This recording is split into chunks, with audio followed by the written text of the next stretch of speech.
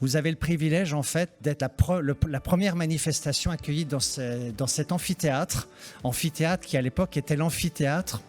Il y a très longtemps, de la faculté de médecine, puis de la faculté d'odontologie, qui est remontée à Brabois, au pôle biologie santé.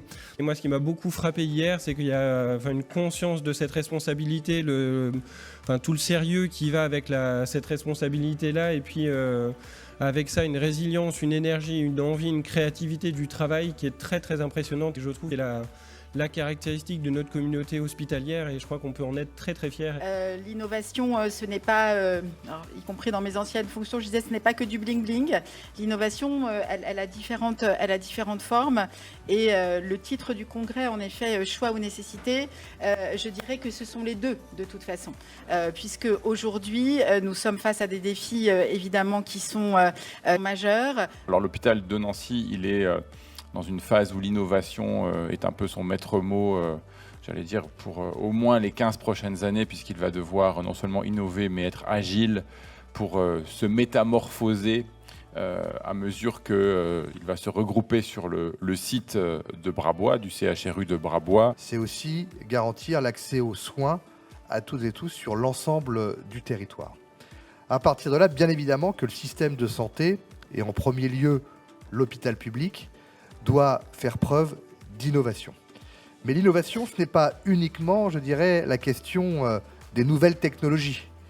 L'innovation, c'est aussi repenser le modèle dans sa globalité. L'OMS actuellement estime qu'il manquera 15 millions de professionnels de santé en 2030. On pourrait le synthétiser de cette façon-là, ce n'est pas le métier qui pose problème, mais les conditions d'exercice de celui-ci, ce qui est totalement différent. Il n'y a ni démission silencieuse, le fameux quiet quitting, ni rejet du travail par les soignants, mais un refus de sacrifier dans des conditions dégradées et de perdre le sens du travail. Rester, oui, mais pas à n'importe quel prix. Je crois que l'innovation ne peut pas se faire sans effectivement l'ensemble des personnels et sans notamment les personnels qui soignent. Malgré qu'on ait un bel hôpital, très attractif, tout ce qu'on veut, c'est pas forcément inné de se dire un jour je vais venir travailler dans les Ardennes. Cette histoire est née d'une ambition au moment de la crise Covid. Et elle est issue d'un mimétisme sur ce que font les grandes entreprises quand elles recrutent des chasseurs de tête, mais aussi ils installent des conciergeries. Et la grosse surprise, c'est qu'elle nous permet de désamorcer beaucoup de situations complexes où avant, l'interlocuteur du professionnel, c'était la direction. Et on ne dit pas la direction, tous ces petits problèmes, c'est un peu notre Mary Poppins à nous. On a tendance à fantasmer un peu ce que peut faire et ne peut pas faire cette IA générative. Ce qui fait qu'on a une sorte de polarisation des débats. On a d'un côté ceux qui disent que c'est une baguette magique qui va tout résoudre, et de l'autre côté, en fait non, c'est que du gadget, ça ne sert à rien. Et de toute façon, il y a tous ces risques-là en termes de vie privée, en termes de sécurité, en termes d'hallucination et de biais. Lorsqu'on parle d'IA et santé, on pense tout de suite aux cas d'usage médicaux, aux cas d'usage de diagnostic.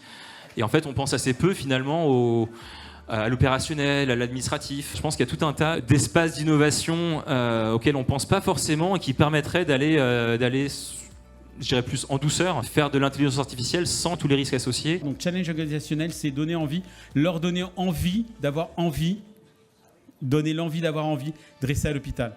Mon job à moi, je suis Johnny Hallyday, moi. Ok ? Je donne envie d'avoir envie. Je donne envie d'avoir envie de rester. En France, on a une chance formidable, et je pense même, et ce sera ma conclusion, que l'IA a la chance de nous avoir. Elle a la chance d'avoir les établissements pour faire de l'IA de santé. Parce que c'est pas parce qu'il y a eu beaucoup d'investissements, parce qu'il y a un cadencement fort, parce que les usages se font très rapidement, que ça va rentrer comme ça dans les pratiques et que ça va être mis en place. Je tenais vraiment tous à vous remercier, parce que j'espère que la salle a pris autant de plaisir que moi, parce que je le dis sans flagornerie, j'ai pris beaucoup de plaisir à faire cette table ronde avec vous trois. Merci beaucoup à vous et bon retour surtout pour ceux qui doivent partir.